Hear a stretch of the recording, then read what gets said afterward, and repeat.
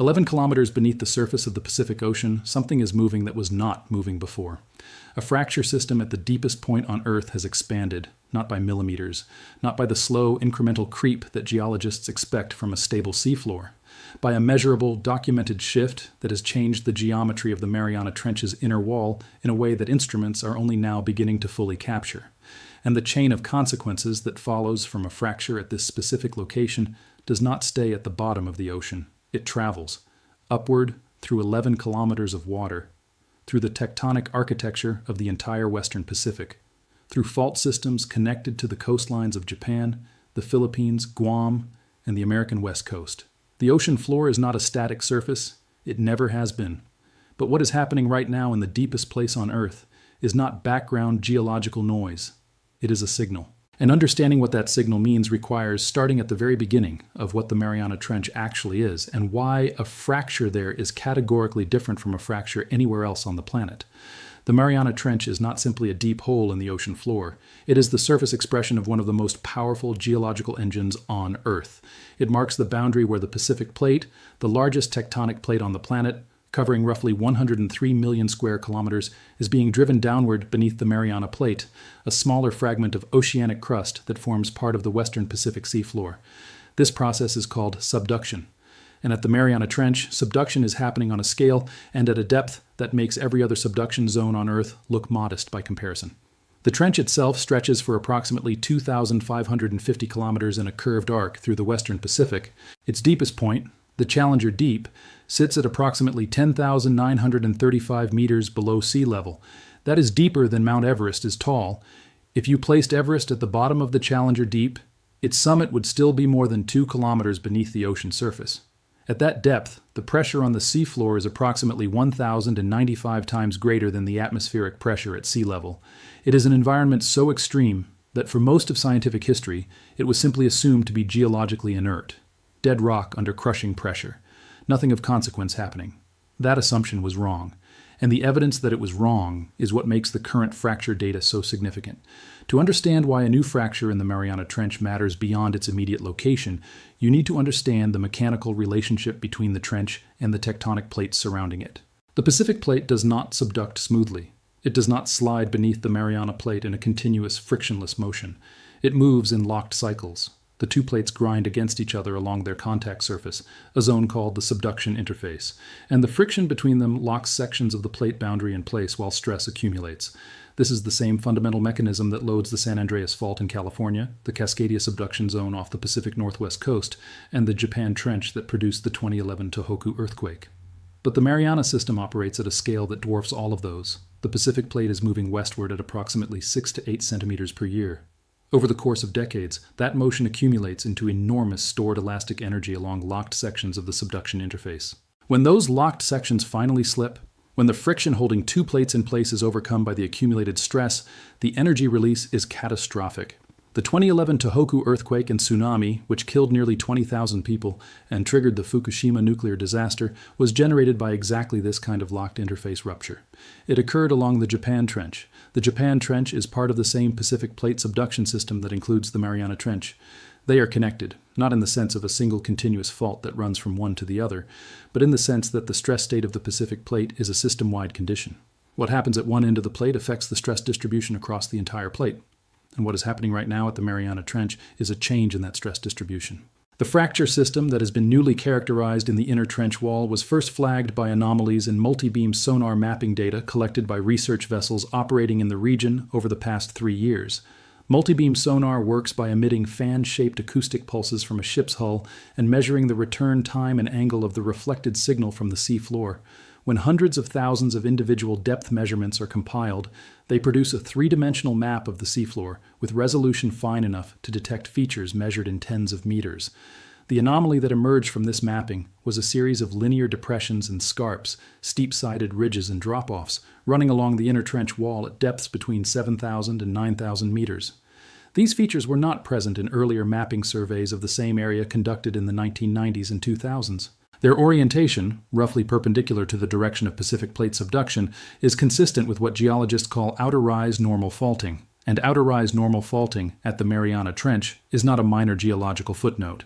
It is one of the most mechanically significant events that can occur in the Western Pacific tectonic system. Here is why.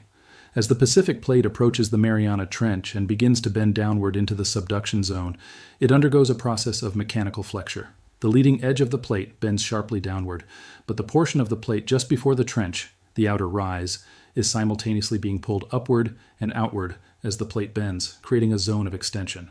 In a zone of extension, the rock is being stretched, and rock under tension fractures differently than rock under compression. It develops normal faults, fractures where one block of crust drops relative to the adjacent block under the pull of gravity. These normal faults are already documented across the outer rise of the Mariana system. What the new mapping data shows is that this fracturing has extended significantly deeper into the inner trench wall than previously recorded. The fractures are propagating into sections of the plate that were previously intact, and what enters through those fractures is the thing that changes everything: water. This is the mechanism that connects a fracture at the bottom of the Mariana Trench to earthquake cycles across the entire Pacific Basin, and it is one of the most important and least publicly understood processes in tectonic science.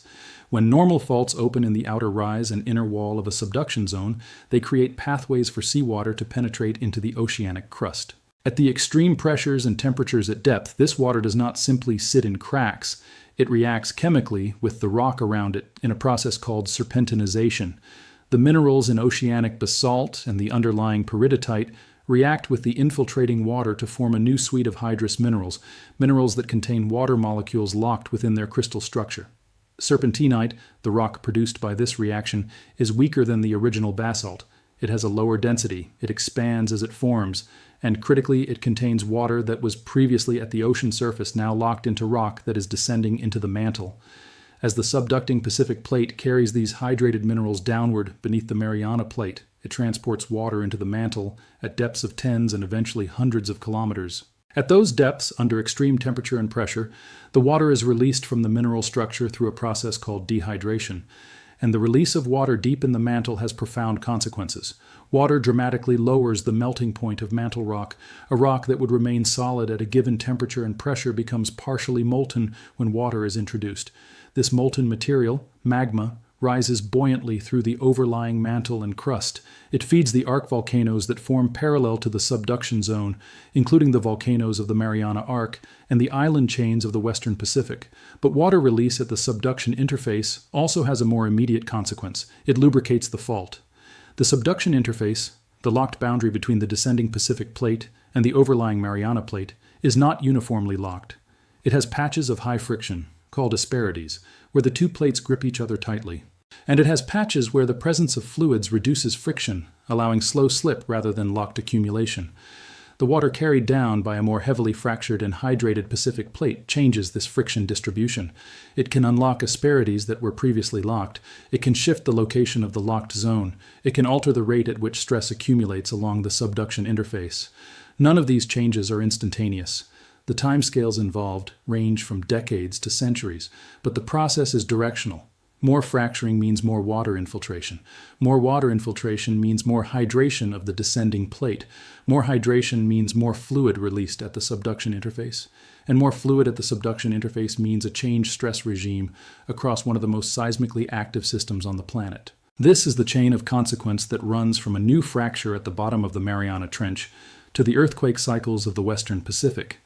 And it is a chain that has been recognized in the scientific literature for decades, but has rarely reached broader public awareness precisely because it operates on timescales that make it difficult to communicate without context. Let us establish that context by looking at what the historical record of Pacific Plate subduction actually tells us about the connection between outer rise fracturing and major seismic events. The relationship between outer rise normal faulting and large subduction zone earthquakes has been documented in multiple locations across the Pacific. In Japan, bathymetric surveys of the Japan Trench outer rise conducted after the 2011 Tohoku earthquake found clear evidence of newly formed or enlarged normal faults on the seafloor in the months following the megaquake. The earthquake itself had released the compressional stress that had been locking the subduction interface, and the outer rise responded by extending, fracturing in tension as the stress state of the plate changed. But the relationship also runs in reverse. Research examining pre-event seafloor morphology at several subduction zones has found evidence that increased outer rise faulting in the decades before a major subduction earthquake can precede the event. The mechanism is not simple or linear, but the correlation has been documented with sufficient frequency that outer rise fault activity is now considered a meaningful indicator in long-term seismic hazard assessment. At the Mariana Trench, the documentation of newly extended fracture systems in the inner wall comes at a specific moment in the stress history of the Pacific Plate that makes it particularly significant. The Western Pacific has produced a remarkable sequence of large earthquakes over the past 2 decades. The 2004 Sumatra Andaman earthquake, magnitude 9.1, which generated the Indian Ocean tsunami that killed 220,000 people. The 2010 Chile earthquake, magnitude 8.8. The 2011 Tohoku earthquake, magnitude 9.1. The 2023 Turkey-Syria earthquake sequence, magnitude 7.8. The 2024 Suishan earthquake in Taiwan. The 2026 Venezuela sequence. Each of these events released accumulated stress in their respective fault systems. But stress release in one part of a plate system does not simply disappear. It is redistributed. The elastic deformation of the crust transmits stress changes across distances of hundreds and sometimes thousands of kilometers. A major earthquake along the Japan Trench alters the stress state of the Pacific Plate far beyond Japan. The cumulative effect of multiple large earthquakes across the Western Pacific over 2 decades has redistributed stress in the plate system in ways that are still being modeled and mapped. And within that redistributed stress field, the Mariana Trench sits at a location of particular structural sensitivity. The bend in the Pacific Plate at the Mariana system is the sharpest on Earth. The plate flexure here is more extreme than at any other subduction zone. That extreme bending concentrates stress in the outer rise and inner wall in a way that makes the Mariana Trench fundamentally more prone to fracture development than shallower subduction zones.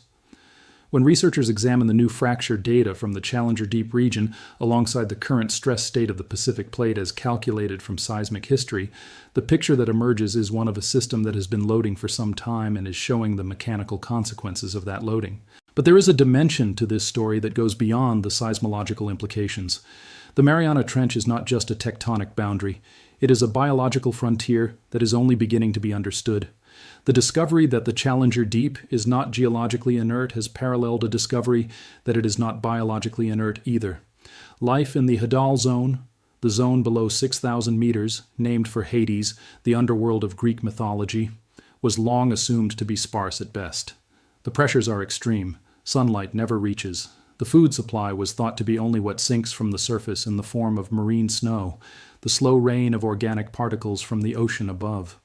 The reality is considerably more interesting. The hadal zone supports communities of organisms adapted to pressures that would instantly kill any surface-dwelling creature. Amphipods, small crustaceans resembling shrimp, reach population densities in the Challenger Deep that rival shallow coastal ecosystems. Sea cucumbers and polychaete worms carpet portions of the trench floor. Microbial communities in the sediment metabolize organic matter and contribute to global carbon cycling in ways that are still being quantified. And the new fracture data carries biological implications alongside its tectonic ones. When normal faults open in the trench wall and seawater penetrates into the crust, the chemical reactions of serpentinization produce hydrogen and methane as byproducts. In shallow ocean environments, these compounds are the basis for chemosynthetic ecosystems, communities of organisms that derive energy not from photosynthesis, but from chemical reactions. Hydrothermal vents and cold seeps along mid-ocean ridges and continental margins host remarkable communities of tube worms, clams, mussels, and microbial mats that exist entirely outside the photosynthetic food web. The serpentinization occurring within the newly fractured inner wall of the Mariana Trench may be creating similar chemical conditions at hadal depths. And if chemosynthetic communities are developing in association with these fractures, they represent biological ecosystems that have never before been observed in the hadal zone.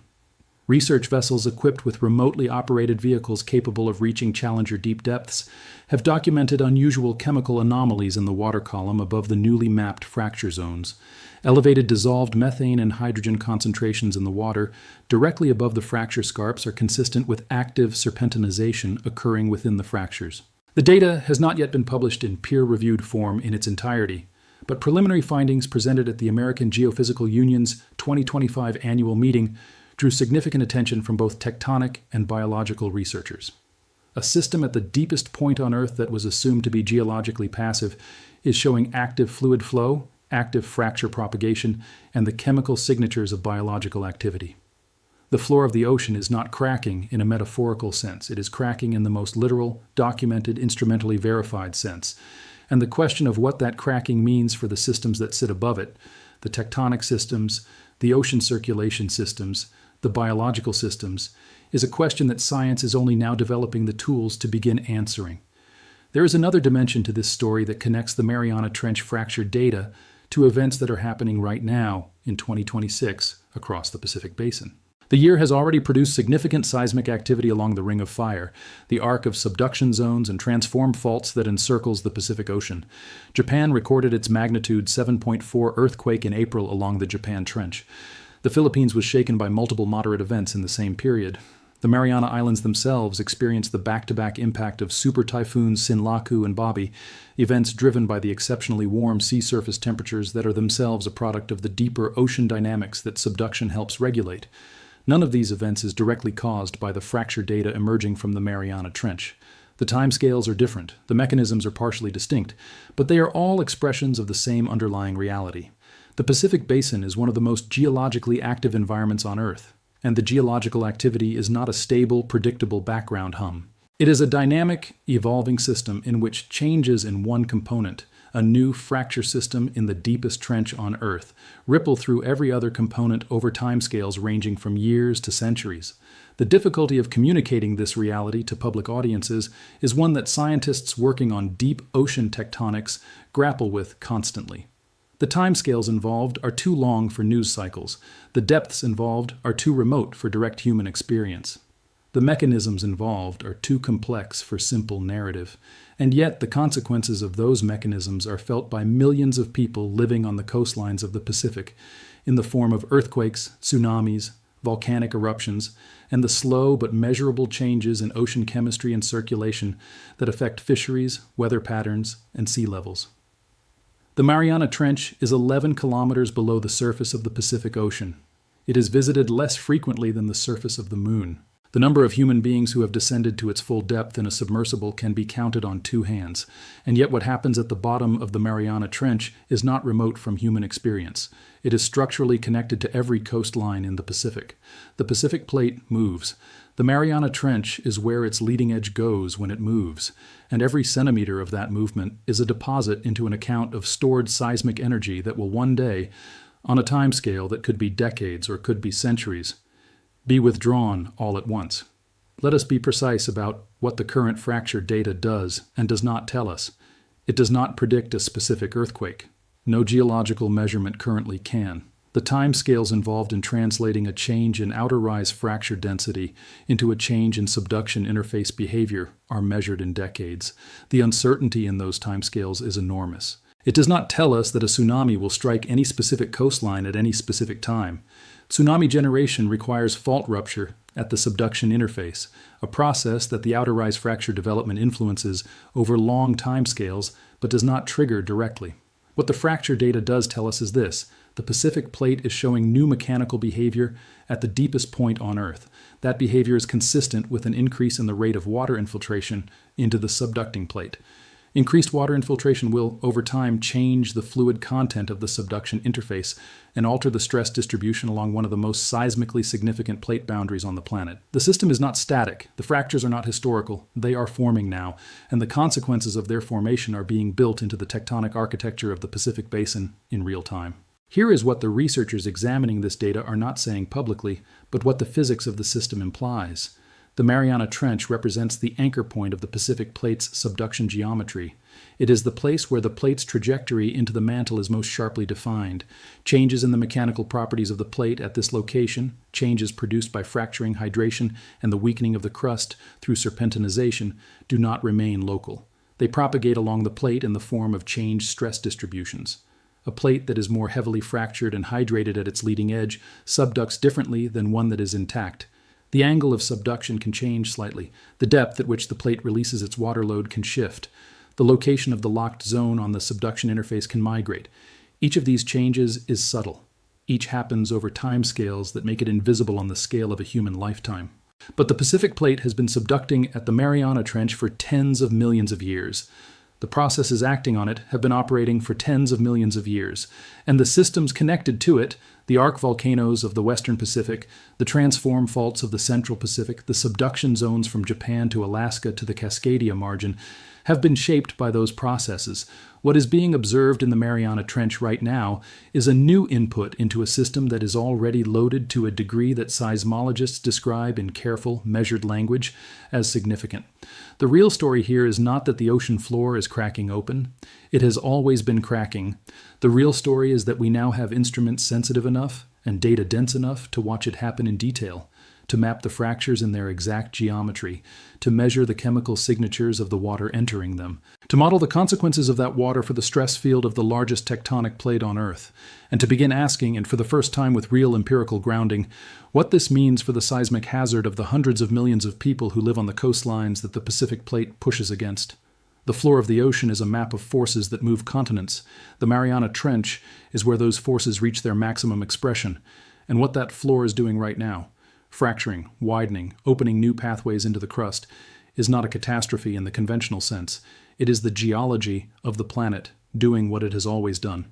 But we have never watched it this closely before, and the question that the data raises, the question that the instruments are circling without yet being able to answer, is whether we are watching the system load or whether we are watching it prepare to release. At 11 kilometers below the surface of the Pacific Ocean, in a place that has never seen sunlight, has never been touched by a human hand, and has existed in crushing silence for tens of millions of years, the floor of the Earth is moving. And in the movement of that floor, the fate of every coastline in the Pacific is being written, one fracture at a time.